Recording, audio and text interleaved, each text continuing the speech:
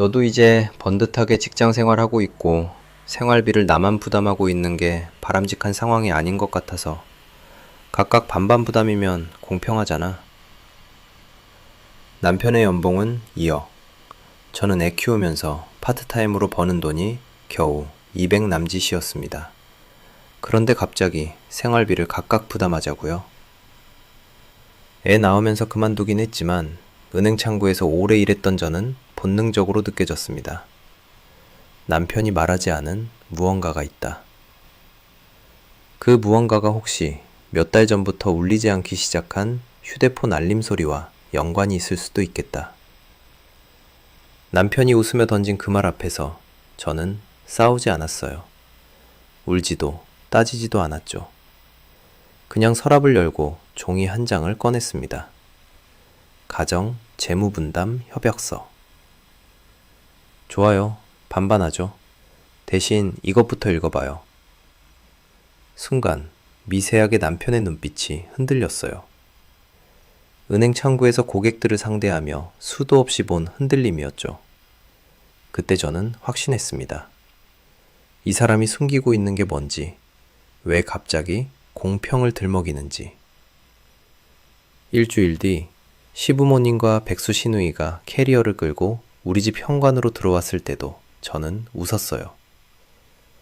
시어머니가 며느리가 밥 차리는 게 예의라며 아침상을 요구했을 때도요. 저는 조용히 협약서 3조를 읽어드렸습니다. 추가 거주자 발생 시 초청자가 식비 전액 부담, 결제 책임자는 서재훈이에요. 그리고 배달 앱을 켰죠. 영수증은 남편 계좌로 정확히 청구했고요. 공평이라는 말을 먼저 꺼낸 건 남편이었는데 그 칼날이 누구를 향하고 있는지 그들은 아직 몰랐습니다. 한때 사랑했던 남편 서재훈. 안타깝지만 이제는 가정을 저버리고 벌려놓은 일들을 그 사람이 책임져야 할 시간이었습니다. 그 칼날이 우리를 향하게 두고 볼 수는 없었으니까요. 여러분의 구독, 좋아요는 더 많은 사연을 만드는 힘이 됩니다. 안녕하세요. 저는 김나연이라고 합니다. 지금은 2025년 봄이고 제가 이 이야기를 시작하는 건 작년 이맘때 정확히 2024년 3월 말부터 제 인생이 완전히 뒤집혔기 때문이에요. 그때 저는 육아하는 틈틈이 재경관리사 자격증을 따서 송도에 있는 회계사무소에서 일하고 있었어요. 주 30시간 파트타임이었죠. 월급은 200만 원 정도. 아이가 5살이었으니까 풀타임으로 일하기엔 무리였거든요. 남편 재우는 외국계 제약회사 영업팀 차장이었고 연봉은 2억이었습니다. 송도 신축 아파트 32평에 살았어요. 깨끗하고 밝은 집이었죠. 아침마다 아이를 어린이집에 데려다 주고 돌아오면 저는 거실 한쪽에 앉아서 가계부를 정리했어요. 예전에 은행 텔러로 일했던 습관이 남아서 숫자 정리하는 게 편했거든요. 카드 명세서, 공과금, 아이 교육비, 식비까지 엑셀로 꼼꼼하게 적었습니다. 그날도 마찬가지였어요. 커피 한 잔 옆에 노트북을 펼쳐놓고 지난달 지출을 정리하고 있었죠. 그런데 이상한 게 하나 보였습니다. 남편 카드 알림이 한 달 넘게 안 온 거예요. 원래 남편은 카드를 자주 썼거든요. 회식도 많고 골프도 치러 다니고. 그런데 알림이 뚝 끊겼어요. 설정을 바꿨나? 그 생각이 스치는 순간 남편이 현관문을 열고 들어왔습니다. 나연아, 있어? 평소보다 목소리가 밝았어요. 아니, 너무 밝았습니다. 뭔가 준비한 사람처럼요. 응, 여기 있어요. 남편은 거실로 들어오더니 소파에 털썩 앉았어요. 넥타이를 풀면서 웃었죠. 요즘 부부들은 다 공평하게 산다던데. 네, 생활비 말이야. 맞벌이면 반반하는 게 요즘 추세잖아. 우리도 그렇게 하면 어때? 저는 노트북 화면을 내리면서 남편을 봤어요. 남편은 여전히 웃고 있었습니다. 그런데 눈빛은 웃지 않았어요. 갑자기 왜요? 갑자기는 아니지. 나도 생각해봤거든. 너도 일하는데 내가 혼자 생활비 다 내는 게 좀 불공평한 것 같아서. 불공평. 그 단어가 귀에 박혔습니다. 남편은 연봉이 2억인데 제 월급은 200만 원이에요. 그동안 남편이 대부분의 생활비를 냈던 건 사실이에요. 하지만 저도 아이 교육비랑 장보기, 외식비 일부는 제 카드로 냈거든요. 그런데 이제 와서 불공평이라니. 공평하게 하자는 거예요? 하, 응. 반반. 그게 요즘 부부관계잖아. 남편은 계속 웃었어요. 그런데 저는 웃을 수가 없었습니다. 왜냐하면 그 순간 머릿속에 떠오른 장면이 있었거든요. 일주일 전이었어요. 새벽에 화장실을 가려다가 거실을 지나치는데 남편이 소파에 앉아서 휴대폰을 보고 있었어요. 불도 안 켜고요. 화면 빛만 얼굴을 비추고 있었죠. 저는 그냥 지나쳤는데 그때 남편이 뭔가를 터치하는 소리가 들렸어요. 여러 번 빠르게. 그리고 며칠 뒤부터 카드 알림이 안 왔습니다. 알림을 껐구나. 그 생각이 확신으로 바뀌는 순간 저는 속이 서늘해졌어요. 하지만 울지 않았습니다. 따지지도 않았죠. 그냥 웃었어요. 좋아요. 반반하죠. 남편 얼굴에 안도감이 스쳤습니다. 너무 빨리요. 그래. 역시 나연이는 이해가 빨라. 저는 일어나서 서재로 갔어요. 남편은 TV 리모컨을 집어들었죠. 아마 이제 끝났다고 생각했을 거예요. 하지만 저는 서재 책상 서랍을 열고 며칠 전에 미리 준비해둔 종이 한 장을 꺼냈습니다. 가정 재무분담 협약서라는 제목이 박혀 있었어요. 은행 텔러 시절 저는 온갖 금융 서류를 다뤘어요. 대출 계약서, 보험 약관, 카드 규정까지. 그래서 알았습니다. 사람은 말로 속일 수 있지만 문서는 속일 수 없다는 거요. 거실로 돌아와서 종이를 테이블 위에 놓았어요. 이것부터 읽어봐요. 남편이 TV에서 눈을 떼고 종이를 봤습니다. 표정이 굳었어요. 이게 뭐야? 협약서요. 공평하게 하려면 규칙이 있어야죠. 남편은 종이를 집어들었어요. 눈을 가늘게 뜨고 읽기 시작했습니다. 저는 그 모습을 가만히 지켜봤죠. 협약서엔 몇 가지 조항이 있었어요. 첫째, 공동생활비는 남편과 아내가 각각 50%씩 부담한다. 둘째, 추가 거주자 발생 시 초청자가 식비와 공과금을 전액 부담한다. 셋째, 가사노동 요구는 배달의식으로 대체 가능하며 결제 책임자를 명시한다.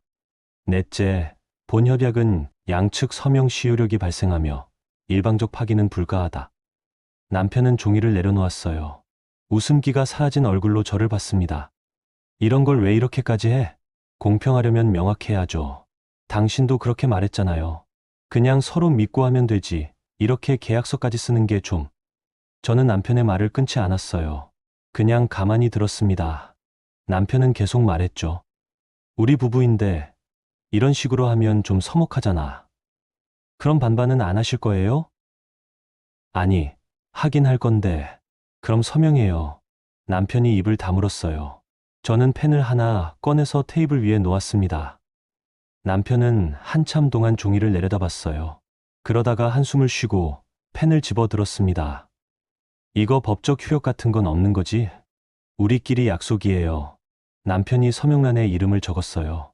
빠르게, 대충. 그 손놀림이 눈에 박혔습니다. 저도 옆에 이름을 적었어요. 천천히, 또박또박. 서명이 끝나자 남편이 일어났어요. 그럼 이제 됐지? 나 씻을게. 네, 가세요.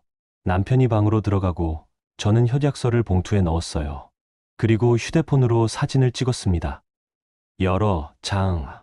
확대해서도 찍고 서명 부분만 따로 찍고. 그날 밤 저는 잠이 안 왔어요. 남편 코 고는 소리 옆에서 천장을 바라보며 생각했습니다. 이 사람이 왜 갑자기 반반을 꺼냈을까? 카드 알림을 끈 것. 평소보다 밝았던 목소리. 협약서를 보고 흔들렸던 눈빛. 모든 게 연결됐어요. 남편이 뭔가를 숨기고 있었습니다. 그리고 그 숨긴 것을 공평이라는 말로 덮으려 했던 거예요. 저는 이불을 덮으며 작게 중얼거렸습니다. 공평은 증빙이야, 당신. 그 말이 제 입에서 나온 순간 저는 알았어요. 이제 제가 싸워야 할 전쟁이 뭔지. 다음 날 아침 남편은 평소처럼 출근했어요. 저도 아이를 어린이집에 데려다 주고 회사로 갔죠. 모든 게 평범했습니다. 하지만 제 가방 안에는 봉투 하나가 들어 있었어요. 가정 재무분담 협약서라고 적힌. 그리고 그 봉투는 앞으로 제가 휘두를 칼이 될 거였습니다. 협약서에 서명을 받은 다음 날 밤, 저는 일부러 식탁에 앉아서 그 종이를 다시 꺼냈어요. 남편이 퇴근해서 샤워를 하고 나올 때쯤이었죠. 왜 또 그걸 꺼내? 남편이 머리를 닦으며 물었어요. 목소리엔 짜증이 섞여 있었습니다. 조항을 정확히 확인하려고요. 우리 같이 읽어봐요. 다 읽었잖아. 제대로 읽었어요? 남편이 한숨을 쉬었어요. 그러고는 마지못한 듯 식탁 맞은편에 앉았습니다. 저는 협약서를 펼치고 조항을 하나씩 읽어 내려갔어요. 첫 번째, 조항. 공동생활비는 남편과 아내가 각각 50%씩 부담한다. 여기까지는 당신이 원한 거죠? 응. 두 번째, 조항. 추가 거주자 발생 시 초청자가 식비와 공과금을 전액 부담한다. 남편 손이 멈췄어요. 수건을 목에 걸친 채로 저를 봤습니다. 추가 거주자. 그게 무슨 뜻이야? 예를 들어, 친정 부모님이 오시거나 시부모님이 오시는 경우요. 초청한 사람이 비용을 내는 거예요. 우리 집에 누가 온다고 그런 걸 써놔? 혹시 모르잖아요. 규칙은 미리 정해두는 게 좋아요. 저는 웃으며 말했어요. 남편은 표정이 묘했습니다. 뭔가 걸린 것 같은 얼굴이었죠. 세 번째, 조항. 가사노동 요구는 배달 외식으로 대체 가능하며 결제 책임자를 명시한다. 이건 뭐냐면요. 만약 누가 저한테 밥 차리라고 하면 배달로 대체할 수 있다는 거예요. 그리고 그 비용은 요구한 사람이 내야 하고요. 너 지금 이상하게 나오는 거 아니야? 남편 목소리가 높아졌어요. 저는 고개를 들어 남편을 봤습니다. 이상한 게 아니라 공평한 거예요. 당신이 반반하자고 했잖아요. 반반은 생활비 얘기지. 이런 식으로 칼같이 자르자는 게 아니었어. 그럼 뭐예요? 당신 마음대로 정하는 공평? 저는 웃음을 거두고 물었어요. 남편이 입을 다물었습니다. 당신이 공평을 먼저 꺼냈으니까 저도 공평하게 하려는 거예요. 이게 싫으면 협약서 찢어요. 대신 반반도 없던 일로 하고요. 남편은 한참 동안 아무 말도 하지 않았어요. 그러다가 휴대폰을 집어들고 소파로 가버렸습니다. 알았어. 하던 대로 하자. 저는 협약서를 접으며 작게 중얼거렸죠. 이미 서명했는데. 그날 밤 남편은 저한테 말을 안 걸었어요. 저도 괜찮았습니다. 제가 원한 건 남편의 기분이 아니라 서명이었으니까요. 며칠이 지나고 저는 협약서를 투명 파일에 넣어서 서재 서랍 깊숙이 보관했어요. 그리고 사진은 클라우드에 따로 백업했죠. 혹시 모르니까요. 일주일쯤 지났을 때였어요. 남편이 퇴근하면서 전화를 한 통 받더니 표정이 밝아졌습니다. 응, 알았어. 그래, 언제쯤? 이번 주? 좋아. 그럼 그렇게 해. 전화를 끊고 저를 보더니 웃었어요. 그런데 그 웃음이 어딘가 어색했습니다. 나연아, 잠깐 얘기 좀 하자. 무슨 일이에요? 우리 부모님이랑 민정이가 잠깐 우리 집에 오시기로 했어. 저는 설거지하던 손을 멈췄어요. 천천히 고개를 돌려 남편을 봤습니다. 언제요? 이번 주 토요일. 잠깐만 계실 거야. 한 달? 아니, 좀 더 짧을 수도 있고. 한 달이요? 응. 아버지가 집 수리한다고 해서 그동안 어디 계실 데가 없잖아. 저는 싱크대에 기대서서 남편을 봤어요. 남편은 여전히 웃고 있었습니다. 그래서 미리 말씀드리는 거야. 괜찮지? 저한테 물어볼 일이 아니라 통보하는 거죠? 왜 그렇게 나와? 당신 가족이 오는 건데 제가 뭐라고 할 수 있겠어요. 저는 웃으며 말했어요. 남편 얼굴에 안도감이 스쳤습니다. 역시 나연이는 이해가 빨라. 남편이 방으로 들어가고 저는 설거지를 마저 했어요. 그리고 서재로 가서 서랍을 열었습니다. 투명 파일 안에 협약서가 보였어요. 추가 거주자 발생 시 초청자가 식비와 공과금을 전액 부담한다. 저는 그 문장을 손가락으로 짚으며 작게 웃었습니다. 공평은 이제부터예요. 서재훈 씨. 토요일 아침 현관 초인종이 울렸어요. 남편이 먼저 달려가서 문을 열었죠. 어머니, 아버지, 민정아, 어서 와. 시어머니가 캐리어를 끌고 들어왔어요. 뒤에 시아버지, 그리고 시누이가 따라왔습니다. 캐리어만 3개였어요. 오, 집 좋네. 역시 송도는 깨끗해. 시어머니가 거실을 둘러보며 말했어요. 저는 현관에서 인사를 했습니다. 어서 오세요, 어머님. 그래, 나연이. 오랜만이네. 시어머니가 제 어깨를 툭 치며 지나갔어요. 시누이는 저를 보지도 않고 거실 소파에 털썩 앉았습니다. 오빠, 와이파이 비번 뭐야? 잠깐만. 내가 알려줄게. 남편이 시누이한테 달려가고 저는 현관에 남은 캐리어들을 봤어요. 3개. 한 달치 하기엔 너무 많았습니다. 시아버지가 제 옆을 지나가며 작게 말했어요. 배에 끼쳐서 미안하네. 아니에요. 편히 계세요. 시아버지는 고개를 끄덕이고 안방으로 들어갔습니다. 시어머니가 뒤따라 들어가며 큰 소리로 말했어요. 방이 넓긴 한데 침대가 좀 작네. 재훈아, 우리 이불 어디 깔아? 제가 준비할게요, 어머니. 남편이 부산하게 움직였어요. 저는 주방에 서서 그 모습을 봤습니다. 신우이가 소파에 누워서 휴대폰을 보고 있었어요. 거실 테이블 위엔 이미 신우이 가방이랑 화장품이 널려 있었죠. 그날 저녁 시어머니가 부엌으로 들어왔어요. 나연아, 내일 아침은 집에서 먹어야지. 네, 아침은 집밥이 최고야. 우리 재훈이도 원래 아침 꼭 먹고 나가는 애거든. 저는 설거지하던 손을 멈추고 시어머니를 봤어요. 시어머니는 냉장고를 열어보며 말했습니다. 반찬도 좀 해놔야겠네. 김치는 있고 나물은? 나연아, 너 나물 할 줄 알아? 어머님, 저 내일 아침 일찍 나가야 해서요. 일? 무슨 일? 주말인데 회사 정리할 게 있어서요. 시어머니가 냉장고 문을 닫고 저를 봤어요. 표정이 굳어 있었습니다. 며느리가 집안일도 안 하고 무슨 일을 그렇게 나가? 저는 아무 말도 하지 않았어요. 그냥 설거지를 마저 했죠. 시어머니가 한숨을 쉬고 거실로 나갔습니다. 그리고 남편한테 뭐라고 말하는 소리가 들렸어요. 야, 나연이 좀 그러네. 시어머니가 밥 얘기했는데 대꾸도 안 해. 어머니, 나연이도 바쁘니까요. 바빠도 예의는 있어야지. 저는 수도꼭지를 잠그고 손을 닦았어요. 그리고 서재로 갔습니다. 서랍을 열고 협약서를 꺼냈어요.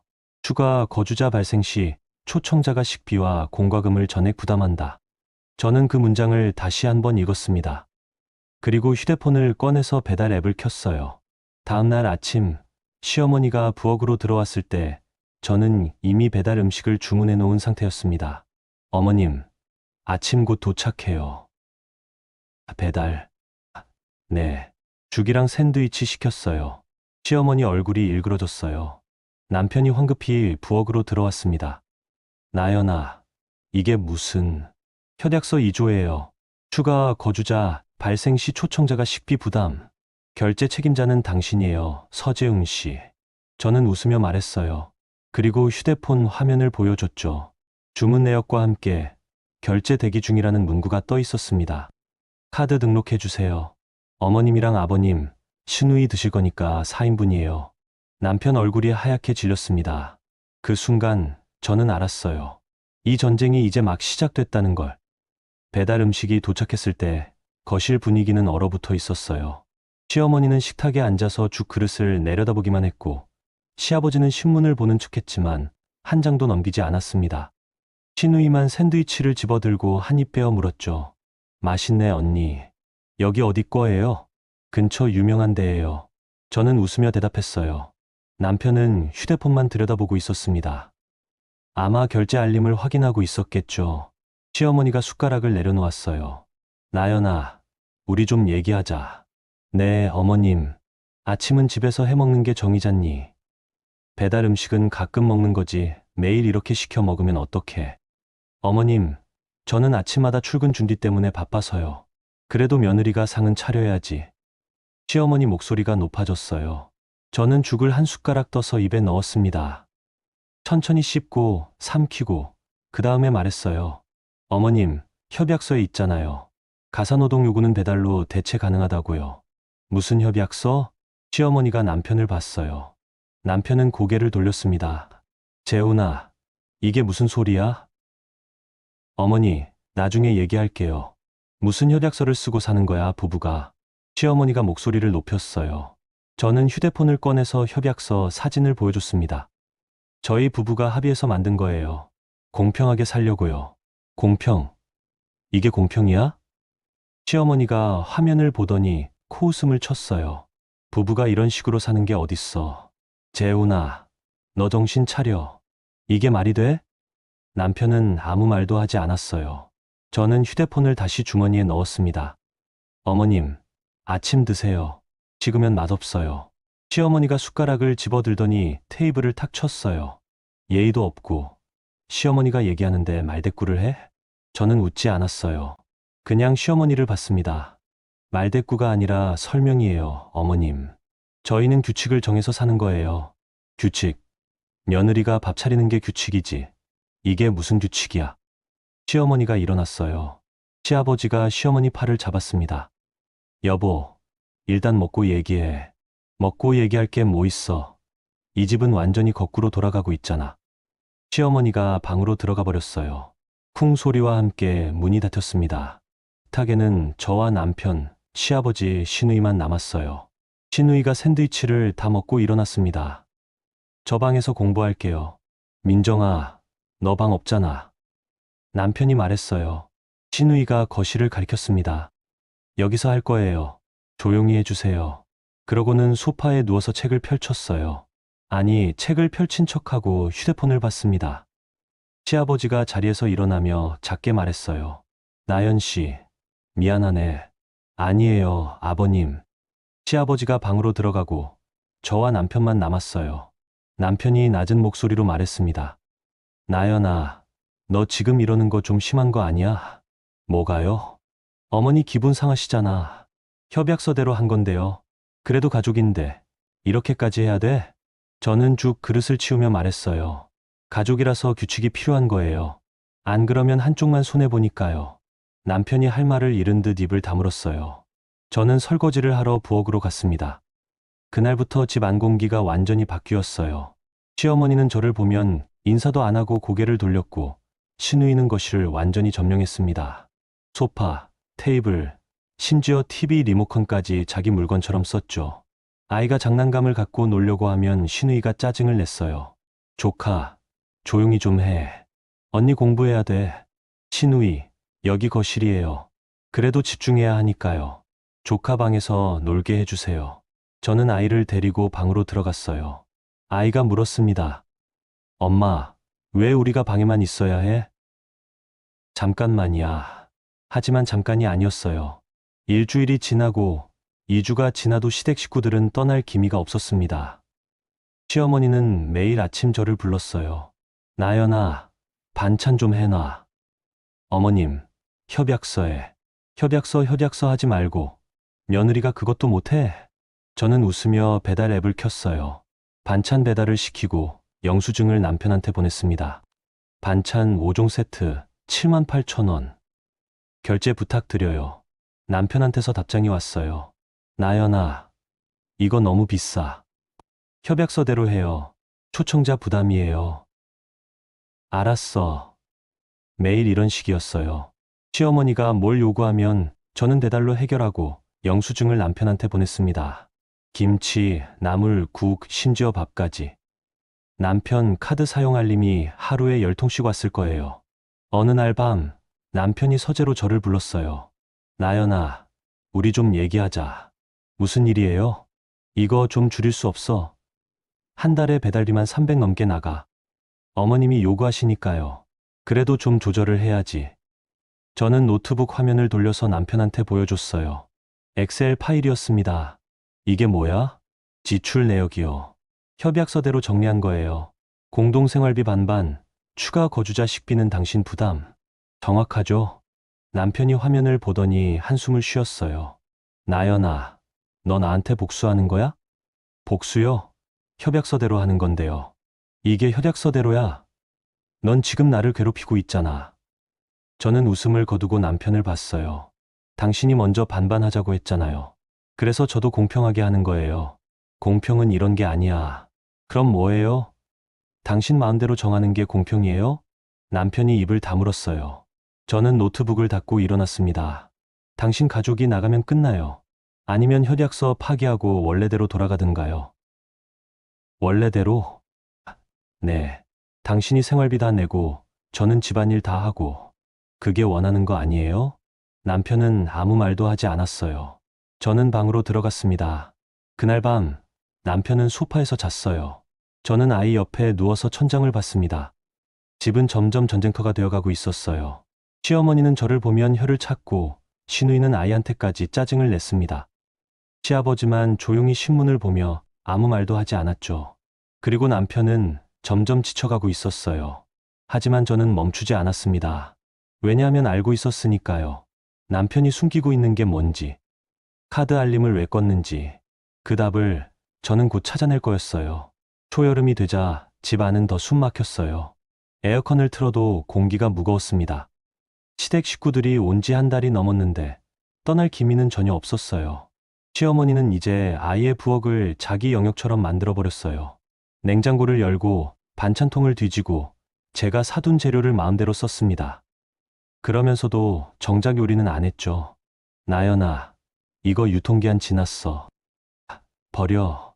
나연아, 김치 떨어졌어. 주문해. 나연아, 반찬이 왜 이렇게 없어? 저는 그때마다 배달 앱을 켰어요. 주문하고 영수증을 남편한테 보냈습니다. 남편은 이제 답장도 안 했어요. 그냥 결제만 했죠. 어느 날 저녁, 아이가 거실에서 블록을 쌓고 놀고 있었어요. 시누이가 소파에 누워서 드라마를 보고 있었죠. 아이가 실수로 블록을 넘어뜨렸는데 소리가 좀 컸나 봐요. 시누이가 벌떡 일어났어요. 조카, 조용히 좀 해. 미안해요, 이모. 미안하면 다야? 언니 공부해야 한다니까. 시누이, 지금 드라마 보고 있잖아요. 제가 말했어요. 시누이가 저를 쏘아봤습니다. 드라마 보는 것도 휴식이에요. 저 스트레스 받아서 공부 안 되거든요. 그래도 아이한테 소리 지르는 건 언니는 애만 편들어요. 저도 사람인데 집에서 쉴 권리 있죠. 시누이가 방으로 들어가 버렸어요. 아이가 울먹이며 저를 봤습니다. 엄마, 내가 잘못했어? 아니야. 괜찮아. 저는 아이를 안아줬어요. 그런데 가슴이 답답했습니다. 이게 맞나 싶었죠. 밤이 되고 시어머니가 부엌으로 왔어요. 나연아, 내일부터 아침은 네가 차려. 어머님, 협약서. 협약서 그만 좀 들먹여. 며느리가 밥 차리는 게 당연한 거야. 당연한 게 어디 있어요. 저는 설거지하던 손을 멈추고 시어머니를 봤어요. 며느리라고 해서 무조건 밥 차려야 하는 건 아니에요. 그럼 뭐야? 넌 며느리 아니야? 며느리지만 하인은 아니에요. 시어머니 얼굴이 붉어졌어요. 하인, 지금 나를 뭐라고 한 거야? 그런 뜻이 아니라, 재훈아, 재훈아. 시어머니가 소리쳤어요. 남편이 방에서 나왔습니다. 왜요, 어머니? 너 마누라 좀 봐. 시어머니한테 하인 취급한대. 나연아, 어머니한테 무슨 말을 한 거야? 남편이 저를 봤어요. 저는 수건으로 손을 닦았습니다. 저는 하인이 아니라 며느리라고 했어요. 그게 그 말이야. 시어머니가 소리쳤어요. 남편이 한숨을 쉬었습니다. 나연아, 어머니한테 사과해. 네, 사과하라고. 어머니 기분 상하셨잖아. 저는 남편을 봤어요. 남편은 진심이었습니다. 제가 뭘 잘못했는데요? 말투가 그렇잖아. 어머니한테 그렇게 말하면 어떡해. 저는 사실을 말한 건데. 사과 안 할 거야? 남편 목소리가 높아졌어요. 저는 입을 다물었습니다. 시어머니가 팔짱을 끼고 저를 봤어요. 사과 안 하면 나 내일 친정 가. 어머니, 재훈이 너까지 내 마누라 편들 거야? 어머니가 틀렸어? 남편이 저를 봤어요. 눈빛이 간절했습니다. 제발 그냥 한 번만 해줘라는 듯이. 저는 웃었어요. 죄송해요, 어머님. 제가 말을 좀 심하게 했네요. 시어머니가 코웃음을 쳤어요. 그래, 그렇게 하지. 며느리가 예의를 알아야지. 시어머니가 방으로 들어갔어요. 남편이 안도의 한숨을 쉬었습니다. 고마워. 나연아. 저는 대답하지 않았어요. 그냥 설거지를 마저 했습니다. 그날 밤 아이를 재우고 침대에 누웠는데 잠이 안 왔어요. 천장을 보며 생각했죠. 이게 맞나? 협약서대로 하는 게 맞는 건가? 아니면 제가 너무 심한 건가? 그때 휴대폰이 진동했어요. 카드사 문자였습니다. 신한카드 한도 초과로 결제가 승인되지 않았습니다. 저는 화면을 멍하니 봤어요. 남편 카드였습니다. 한도 초과? 저는 일어나서 노트북을 켰어요. 남편 카드 사용 내역을 정리한 파일을 열었습니다. 숫자들이 줄줄이 나왔어요. 배달비, 반찬비, 공과금. 한 달에 거의 500만 원이 나간 거예요. 하지만 이상했어요. 남편 연봉이 2억인데 한도 초과가 될 리 없었죠. 저는 다른 파일을 열었어요. 남편이 쓰는 다른 카드들. 그리고 그때 봤습니다. 리볼빙, 현금 서비스, 카드론, 모든 카드가 한도 끝까지 차 있었어요. 저는 손이 떨렸어요. 마우스를 움직여서 더 찾아봤습니다. 대출 내역. 세계은행에서 총 8천만 원. 고금리 대부업체 대출 2천만 원. 그리고 마지막에 본 게 코인 거래소 이체 내역이었어요. 2억. 남편이 코인에 2억을 넣었던 거예요. 그리고 그게 다 날아갔습니다. 저는 노트북 화면을 내리고 두 손으로 얼굴을 감쌌어요. 그래서 반반을 한 거구나. 남편은 빚을 숨기려고 생활비를 나눈 거였어요. 그리고 시댁 식구들을 들여서 저한테 부담을 떠넘기려 했던 거죠. 저는 부엌으로 갔어요. 물을 한 잔 마셨습니다. 손이 계속 떨렸어요. 거실에서는 시댁 식구들 코 고는 소리가 들렸어요. 안방에선 남편이 자고 있었고요. 저는 싱크대에 기대서서 작게 중얼거렸습니다. 이 집에서 내가 잃을 건 더 없어. 그날 밤 저는 결심했어요. 더 이상 참지 않기로. 더 이상 당하지 않기로. 이제부터는 제가 칼을 휘두를 차례였으니까요. 다음 날 점심시간 저는 회사 사무실에서 커피 한 잔을 옆에 두고 노트북을 켰어요. 동료들은 다 밖에 나가고 사무실엔 저 혼자였습니다. 저는 가정을 정리하는 게 아니라 사건을 정리하기 시작했어요. 새 엑셀 파일을 만들었습니다. 제목은 서재훈 금융흐름 추적. 먼저 남편이 쓰는 모든 카드를 정리했어요. 신한, 국민, 현대, 삼성, 총 4개.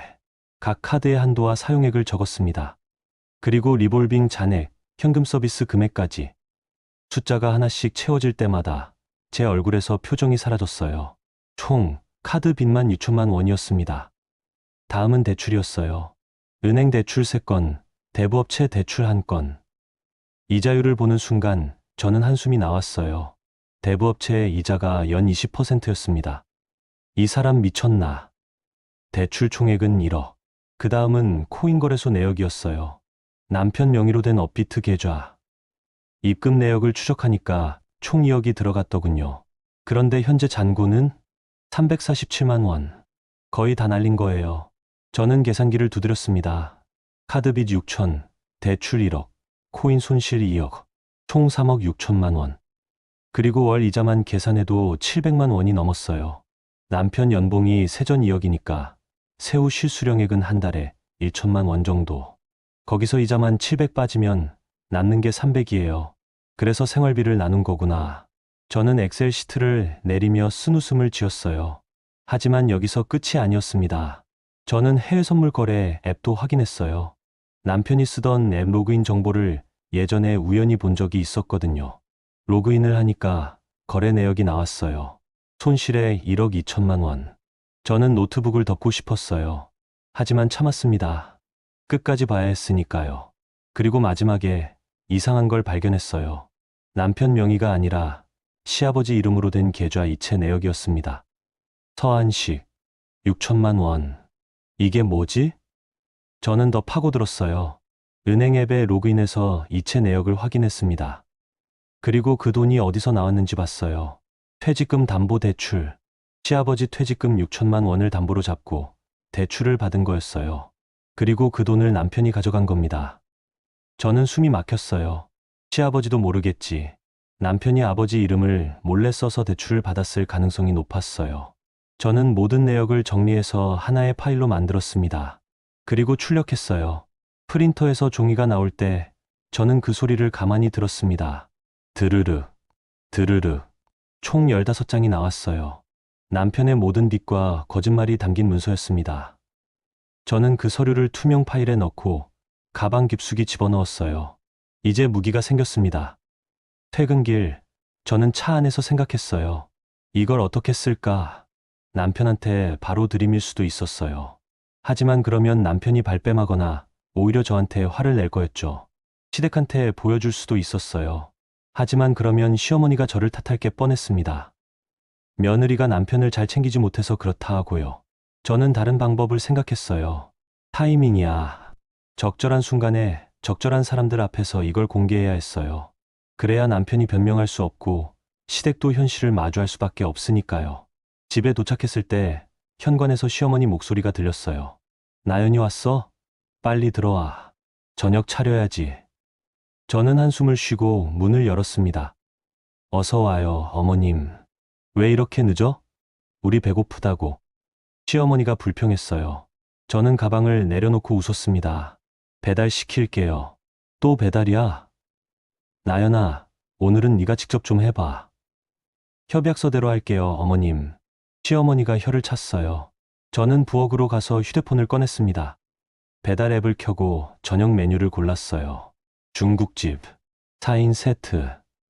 주문하고 영수증을 남편한테 보냈습니다. 저녁 식대 12만 원. 결제 부탁드려요.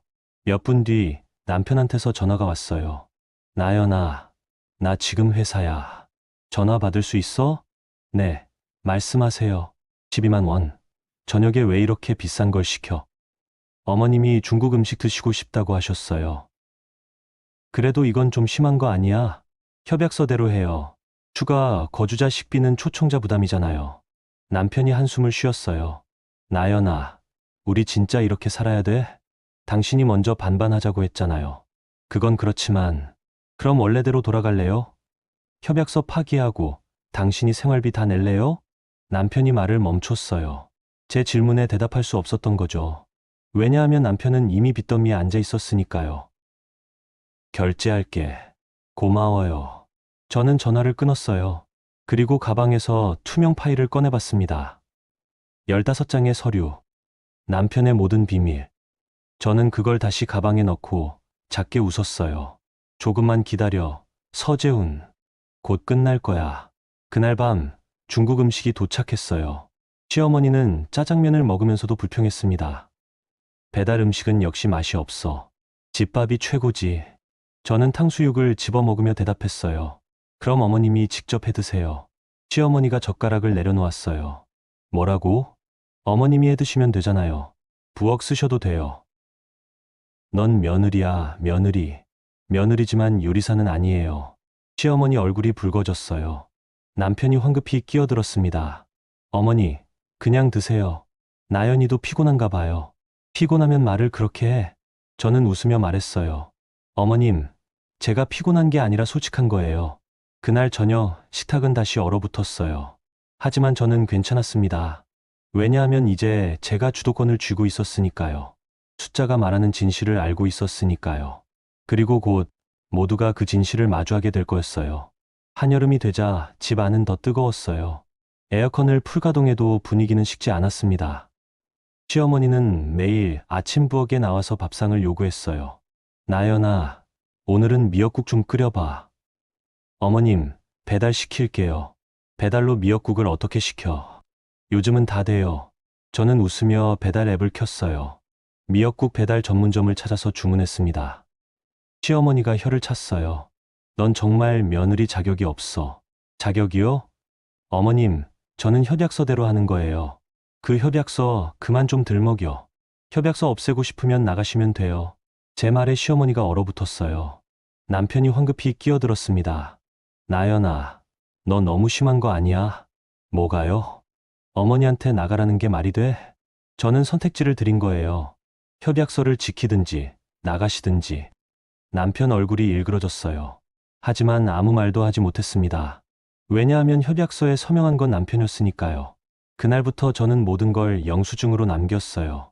아침 식사, 점심 도시락, 저녁 반찬, 간식, 심지어 커피까지. 시어머니가 뭘 요구하면 저는 바로 배달을 시키고 영수증을 남편한테 보냈습니다. 아침 식대 4인분, 52,000원. 저녁 반찬 세트, 89,000원. 간식 과일 바구니, 65,000원.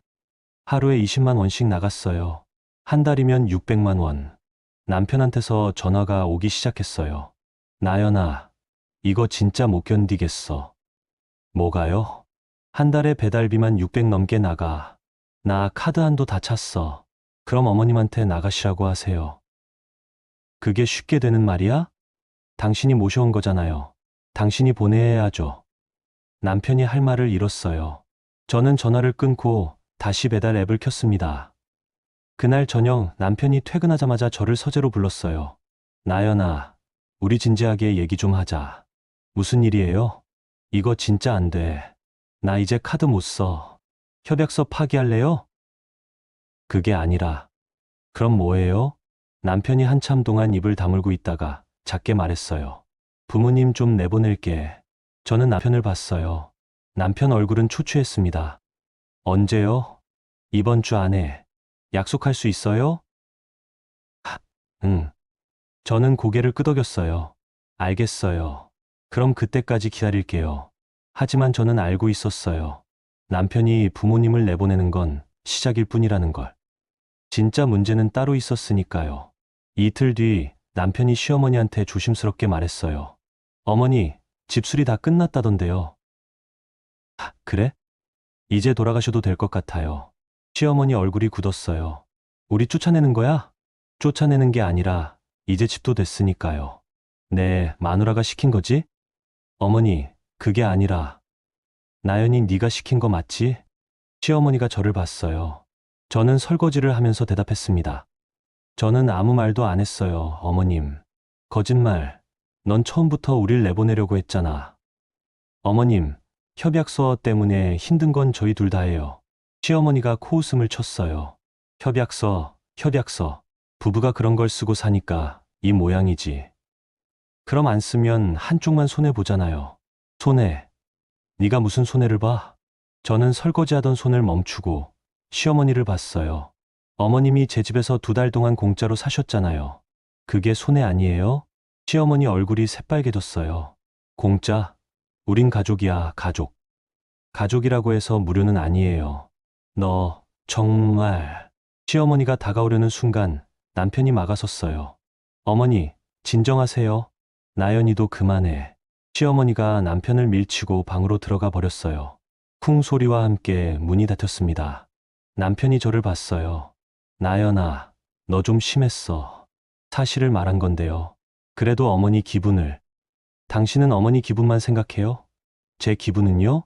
남편이 입을 다물었어요. 저는 설거지를 마저 하고 방으로 들어갔습니다. 주말, 시댁 식구들이 짐을 쌌어요. 시어머니는 끝까지 저를 보지 않았고 시누이는 혀를 차며 캐리어를 끌었습니다. 언니, 저 다신 안 와요. 그러세요. 저는 웃으며 대답했어요. 시누이가 문을 쾅 닫고 나갔습니다.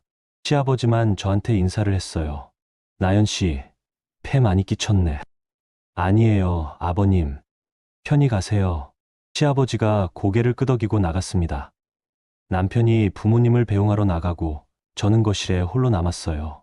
텅 빈 거실, 소파, 테이블, 그리고 깨끗한 공기. 저는 창문을 활짝 열었어요. 바람이 들어왔습니다. 1라운드 끝. 하지만 진짜 싸움은 이제부터였어요. 저는 가방에서 투명 파일을 꺼냈습니다. 15장의 서류. 남편의 모든 비밀. 이제 이걸 언제, 어떻게 쓸지 결정해야 했어요. 그날 밤, 남편이 퇴근했어요. 표정이 어두웠습니다. 나연아, 어머니가 엄청 화나셨어. 그러시겠죠. 좀 사과 전화할 수 없어? 제가 뭘 잘못했는데요? 그래도 가족인데, 저는 남편을 봤어요. 가족이면 거짓말해도 돼요? 뭐, 당신, 빚 있죠? 남편 얼굴이 굳었어요. 무슨 소리야? 카드 빚, 대출, 코인 손실. 다 알아요. 너 어떻게? 저 은행 텔러 출신이에요. 숫자 추적하는 거 제 전문이에요.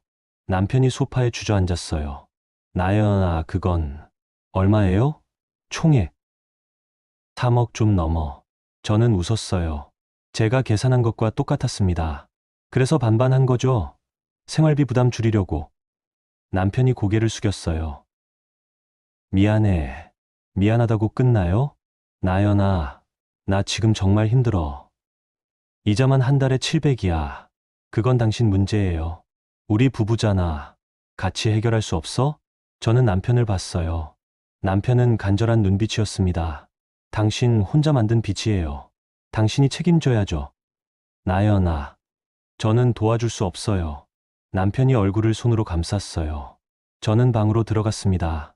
가방에서 서류를 꺼내 다시 한번 읽어봤어요. 그리고 결심했습니다. 이건 끝까지 가야 해. 왜냐하면 이 빚은 제 인생을 무너뜨릴 수도 있었으니까요. 저는 서류를 봉투에 넣고 내일 할 일을 생각했어요. 변호사 상담 예약, 재산 분리 방법 확인, 그리고 이혼 조건 정리. 이제 제가 칼을 휘두를 차례였습니다. 가을이 왔어요. 낙엽이 떨어지는 거리를 걸으며 저는 생각했습니다. 이제 마지막이야.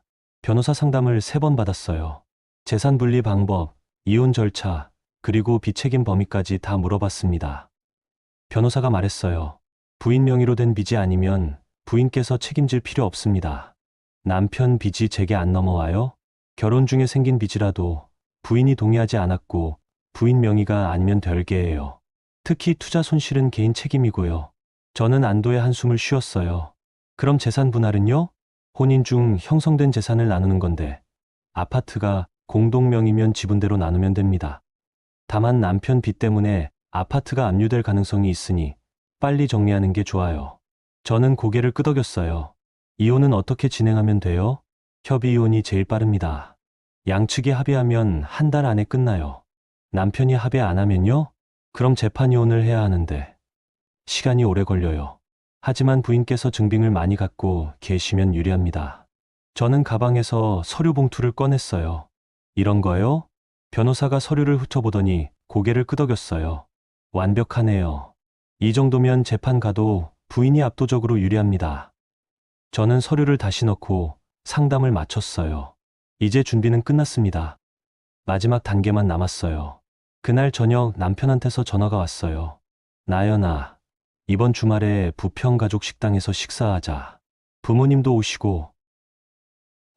왜요? 그래도 가족끼리 모여야지. 그동안 분위기가 안 좋았으니까 한번 풀어보자고. 저는 웃었어요. 좋아요. 갈게요. 남편은 제가 순순히 동의할 줄 몰랐나 봐요. 목소리가 밝아졌습니다. 그래, 고마워. 토요일 6시에 보자. 전화를 끊고 저는 가방을 열었어요. 서류 봉투를 확인했습니다. 이날이 마지막이야. 토요일, 부평 가족 식당. 남편 가족이 먼저 와 있었어요. 시어머니, 시아버지, 시누이, 그리고 남편. 저는 아이 손을 잡고 들어갔습니다. 어서 오세요. 시어머니가 인사도 안 하고 고개를 돌렸어요. 시누이는 휴대폰만 봤고요. 시아버지만 작게 고개를 끄덕였습니다. 남편이 의자를 빼주며 웃었어요. 자, 앉아. 메뉴 뭐 시킬까? 아무거나요. 저는 가방을 옆에 두고 앉았어요. 남편이 메뉴를 고르는 동안 시어머니가 말했습니다. 나연아, 그동안 생각 좀 했니? 무슨 생각이요, 어머님? 내 태도 말이야. 며느리로서 예의 좀 배워야 하는 거 아니야? 저는 웃으며 물을 한 모금 마셨어요. 저는 예의 있게 행동했는데요. 예의, 시어머니한테 나가라고 하는 게 예의야? 저는 선택지를 드린 거예요. 협약서 지키시든지 나가시든지. 시어머니 얼굴이 붉어졌어요. 남편이 황급히 끼어들었습니다. 어머니, 오늘은 좋게 얘기하려고 모인 거잖아요. 좋게? 이 며느리가 좋게 나올 것 같아? 저는 가방을 열었어요. 그리고 서류 봉투를 꺼냈습니다. 어머님, 이거 보실래요? 뭐야 그게? 남편 빚 정리 내역이요. 테이블 위에 서류를 펼쳤어요. 카드빚 6천만 원. 은행 대출 8천만 원. 대부업체 대출 2천만 원. 코인 손실 2억. 해외 선물 손실 1억 2천만 원. 그리고 마지막 장에 시아버지 명의 퇴직금 담보 대출 6천만 원. 시어머니 얼굴이 굳었어요. 시아버지가 서류를 집어들었습니다. 이게 뭐야? 남편이 투자하면서 잃은 돈이에요. 그리고 그걸 돌려막느라 만든 빚이고요. 남편이 제 손목을 잡았어요. 나연아, 이거 왜 여기서? 가족끼리 모였으니까 공유해야죠. 저는 남편 손을 뿌리치고 서류를 넘겼어요. 이게 카드빚. 이게 대출. 그리고 이게 코인이요. 시어머니가 떨리는 손으로 서류를 봤어요. 재훈아, 이게 무슨 소리야? 어머니, 그게 너 코인에 2억을 넣었어? 남편이 고개를 숙였어요. 죄송해요. 죄송하다고? 이게 죄송하다는 말로 끝나? 시어머니 목소리가 떨렸어요. 시아버지가 마지막 장을 봤습니다. 내 이름이 왜 여기 있어? 아버님 퇴직금으로 대출 받은 거예요. 뭐? 시아버지 손이 떨렸어요. 남편을 봤습니다. 재훈아, 이게 사실이야? 아버지, 그게 급하게 돈이 필요해서. 내 퇴직금을. 내가 평생 번 돈을? 시아버지 목소리가 커졌어요. 주변 사람들이 쳐다봤습니다. 시어머니가 남편한테 손을 들었어요. 탁 소리가 났습니다. 이 자식아. 어머니, 너 미쳤어? 부모 돈까지 손대? 남편이 뺨을 감싸며 고개를 숙였어요. 신우이가 서류를 받습니다. 오빠, 이게 진짜야? 응. 그럼 우리 집 망하는 거야? 남편은 아무 말도 하지 못했어요. 저는 서류를 정리하며 말했습니다. 어머님, 아버님, 저는 이 빚에 책임이 없어요. 제 명의도 아니고 제가 동의한 것도 아니에요. 시어머니가 저를 봤어요. 그럼 뭐? 넌 빠져나가겠다는 거야? 네. 저는 제 몫만 챙길 거예요. 이 나쁜 년. 시어머니가 소리쳤어요. 주변 사람들이 완전히 쳐봤습니다. 저는 차분하게 말했어요. 나쁜 건 남편이에요. 가족한테 거짓말하고 부모님 돈까지 손댄 사람은 저 아니에요. 시아버지가 남편을 봤어요. 재훈아, 이거 어떻게 할 거야? 아버지, 제가 갚을게요. 뭘로? 이자만 한 달에 700이라며? 남편이 아무 말도 못했어요. 저는 가방을 메고 일어났습니다. 저는 이만 가볼게요. 아이도 있고요. 나연아. 남편이 제 팔을 잡았어요. 저는 뿌리쳤습니다. 손 떼요. 제발, 이혼은 하지 말자. 이미 변호사 선임했어요. 다음 주에 조정 신청할 거예요. 나연아, 제발. 저는 남편을 봤어요. 남편은 울고 있었습니다. 하지만 저는 마음이 흔들리지 않았어요. 당신이 반반하자고 했죠. 그럼 빚도 반반하세요. 아, 근데 제 몫은 없네요. 당신 빚이니까. 저는 아이 손을 잡고 식당을 나왔어요. 뒤에서 시어머니가 소리치는 게 들렸습니다. 재훈아, 이게 무슨 짓이야? 하지만 저는 돌아보지 않았어요. 집으로 가는 차 안에서 아이가 물었어요. 엄마, 우리 이제 어떻게 돼? 괜찮아. 엄마가 다 지킬게. 저는 아이 머리를 쓰다듬으며 창밖을 봤어요. 낙엽이 떨어지고 있었습니다. 그리고 저도 무언가를 떨어뜨리고 있었어요. 거짓말로 만들어진 결혼, 공평하지 않았던 관계, 이제 끝이 보였습니다. 2025년 4월, 가정법원 조정실. 봄 햇살이 창문으로 들어왔지만 방 안 공기는 차가웠어요. 저는 서류초를 무릎 위에 올려놓고 조정위원을 기다렸습니다. 옆에는 변호사가 앉아 있었고요. 반대편엔 남편이 앉아 있었어요. 혼자였습니다. 시댁 식구들은 오지 않았어요. 남편은 많이 아이었어요. 얼굴에 그늘이 짙었고 옷도 구겨져 있었습니다. 조정위원이 들어왔어요. 오늘은 재산 분할과 양육권에 대해 조정하겠습니다. 먼저 재산 분할부터 시작할게요. 변호사가 서류를 내밀었어요. 아파트는 공동명의입니다. 하지만 원고 측은 피고의 개인 채무가 혼인 재산에 영향을 미치지 않도록 지분 조정을 요구합니다. 피고 측 의견은? 남편 변호사가 말했어요. 피고도 재산 분할에 동의하지만 5,050을 주장합니다. 제 변호사가 서류를 펼쳤어요. 피고는 혼인 중 개인 투자로 3억 6천만 원의 채무를 발생시켰습니다. 원고는 이에 전혀 관여하지 않았고 동의하지도 않았습니다. 따라서 채무는 피고 단독 책임이며 재산 분할 시 이를 고려해야 합니다. 조정위원이 서류를 검토했어요. 피고의 채무가 상당하네요. 이에 대한 원고의 책임은 없습니다. 원고 명의 채무는 전혀 없고 보증도 서지 않았습니다. 확인했습니다. 그럼 재산 분할 비율은? 제 변호사가 말했어요. 원고는 7,030을 제한합니다. 아이 양육을 고려하면 적정합니다.